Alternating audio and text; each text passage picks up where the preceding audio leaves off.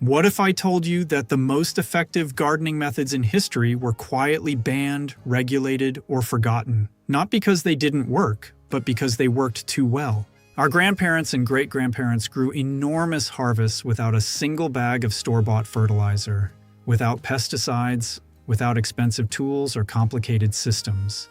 They had methods passed down through generations, methods that today's garden industry would rather you didn't know about. Some of these methods are technically restricted in certain areas today. Some have been replaced by expensive commercial alternatives that do the same job worse, and some have simply been forgotten, lost between the generations. Today I'm bringing them back. Every single one of these methods still works, and every single one costs almost nothing to do. Let's go.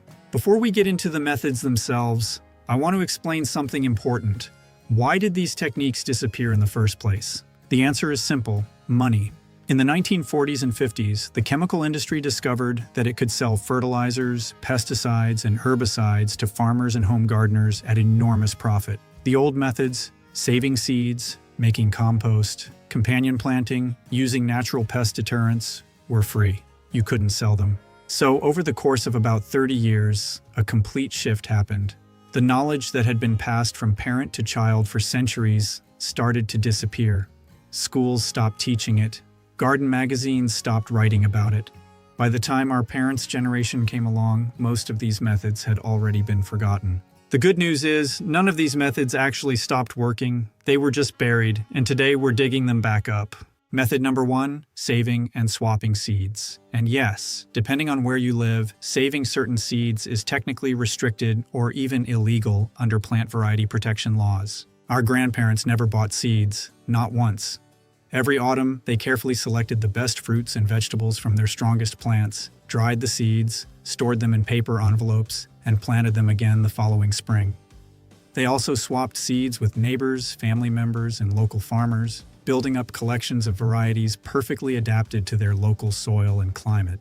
This practice created something extraordinary over decades: locally adapted varieties that were stronger, more disease-resistant, and more productive than anything you can buy at a garden center today. Because they had been selected and improved specifically for your region, your soil, your climate, year after year after year. Today, plant variety protection laws in many countries restrict the saving and selling of certain patented varieties. The seed industry lobbied hard for these laws, and they passed, but saving seeds from open-pollinated and heirloom varieties is still perfectly legal everywhere, and it's exactly what your grandparents would have done. The method: choose your strongest, healthiest plants, let the best fruits fully ripen, harvest the seeds, dry them thoroughly, store them in cool, dry conditions, and next year, plant them again. Free seeds, forever. Method number 2, companion planting. This one isn't illegal anywhere, but the chemical industry spent decades convincing people it was old-fashioned nonsense. It isn't. Our grandparents understood instinctively that certain plants protect each other when grown together. They had names for these combinations: the Three Sisters, the Holy Trinity of the vegetable garden, corn, beans, and squash planted together in a single mound. Here's why it works.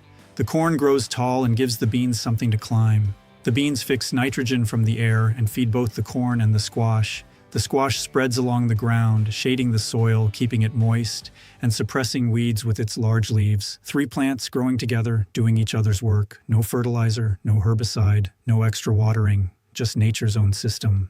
Other powerful companion combinations your grandparents knew: tomatoes and basil repel aphids and whitefly together. Marigolds planted around the garden border deter nematodes, aphids, and many beetles. Nasturtiums act as trap crops, drawing aphids away from your vegetables and onto themselves. Garlic planted near roses prevents black spot and deters Japanese beetles. None of this costs anything. All of it works, and all of it was common knowledge 70 years ago. Method number 3, green manure and cover cropping. This is one of the most powerful soil building techniques ever discovered, and it was standard practice on every farm and large garden until the chemical fertilizer industry replaced it. Here's the concept. Instead of leaving your soil bare between crops, which causes erosion, moisture loss, and weed invasion, you plant a fast-growing crop specifically to be cut down and dug back into the soil. This cut-down crop decomposes and releases its nutrients directly into the ground. The most powerful green manures are legumes, clover, vetch, and field beans. Legumes fix nitrogen from the atmosphere into the soil through their root systems. A single season of clover grown and dug in can add the equivalent of a full application of nitrogen fertilizer, completely free, while also improving soil structure, adding organic matter, and feeding the earthworms. Your great-grandparents rotated green manures through their plots systematically. A bed growing brassicas one year would be planted with clover over winter, dug in the following spring, then planted with hungry root vegetables that would feed on the nitrogen left behind. This rotation system maintained soil fertility indefinitely without a single purchased input.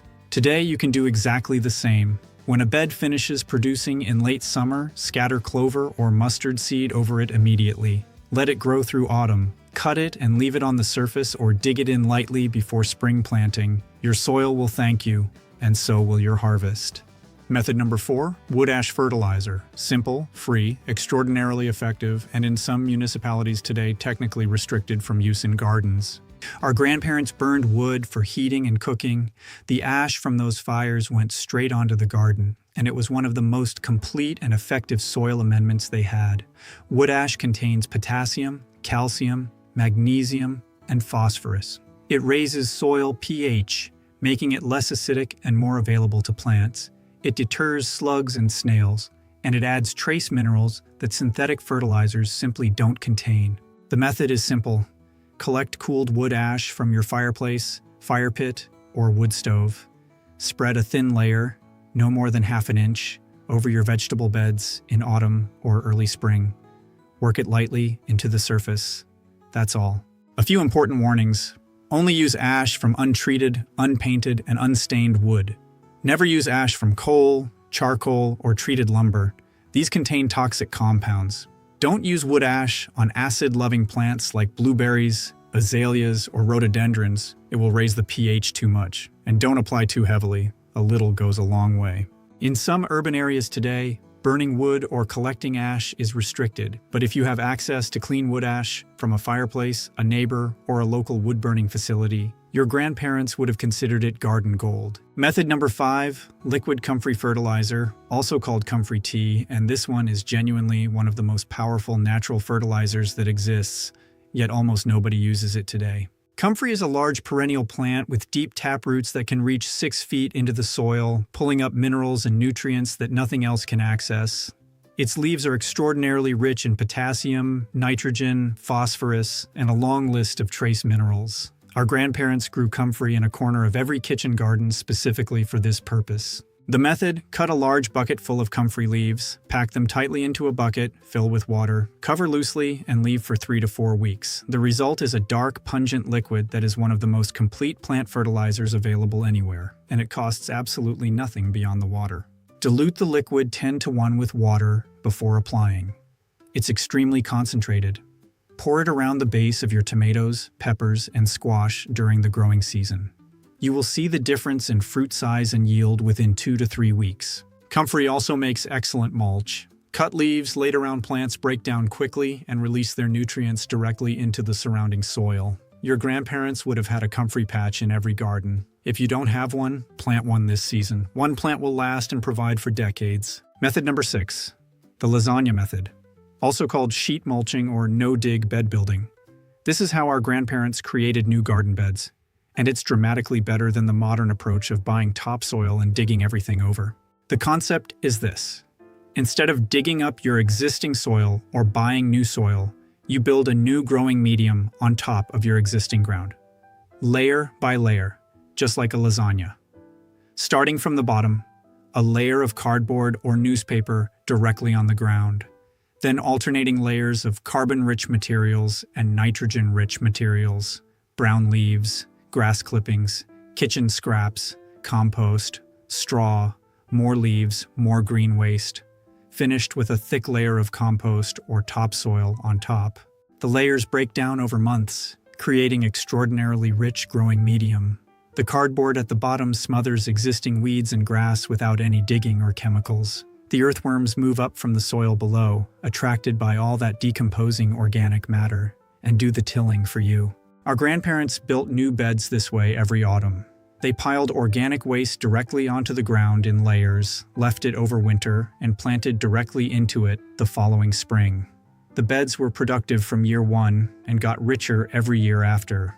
You can build a new lasagna bed right now on top of your lawn or any patch of ground. No digging required, no purchased soil required, just layers of organic material you almost certainly already have available for free. Method number 7, natural pest deterrents. This is where our grandparents were most creative, and where modern gardeners have been most thoroughly replaced by expensive commercial products. Before synthetic pesticides, every gardener had a toolkit of natural deterrents that actually worked.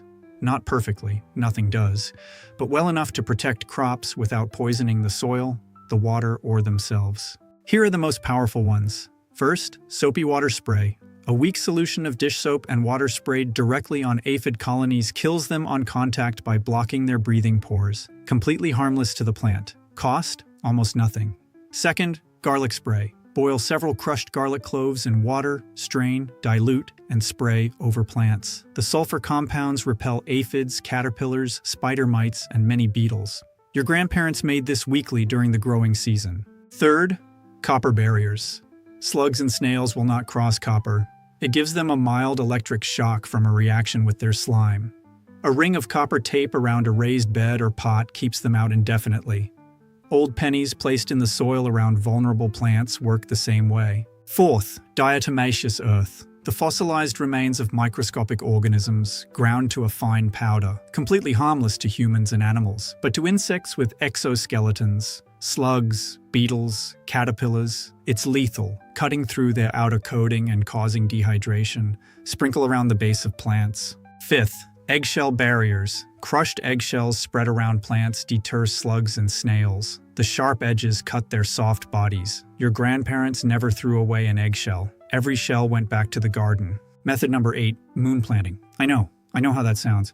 Bear with me for 60 seconds.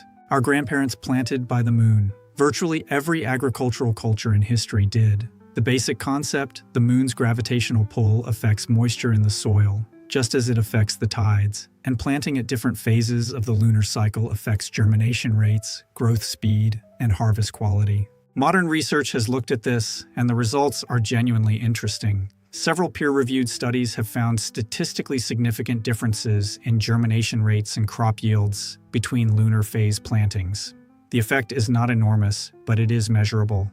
The basic rules your grandparents followed: plant above-ground fruiting crops, tomatoes, peppers, squash, beans, during the waxing moon, from new moon to full moon.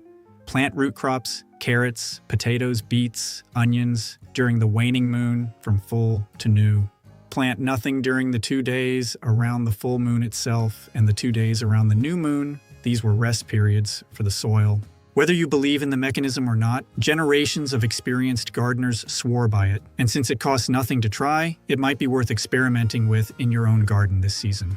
I want to address something directly because I use the word illegal in the title and I owe you an honest explanation. The truth is, most of these methods are completely legal everywhere. Companion planting, lasagna beds, comfrey fertilizer, natural pest deterrents, moon planting, all perfectly fine. What does have legal restrictions in some areas, saving seeds from certain patented F1 hybrid varieties and selling them is prohibited under plant variety protection laws in many countries. Collecting and using wood ash may be restricted in certain urban areas due to air quality regulations. And in a few jurisdictions, some traditional planting methods on commercial farmland are regulated. For home gardeners growing open-pollinated and heirloom varieties, which is exactly what I recommend, virtually none of these methods will get you into any legal trouble anywhere. The word illegal in the title refers to how the chemical and seed industries have treated this knowledge, not to any genuine legal risk you face in your garden. Let's recap the 8 methods our grandparents used that still work perfectly today. 1. Saving and swapping seeds. 2. Companion planting. 3. Green manure and cover cropping.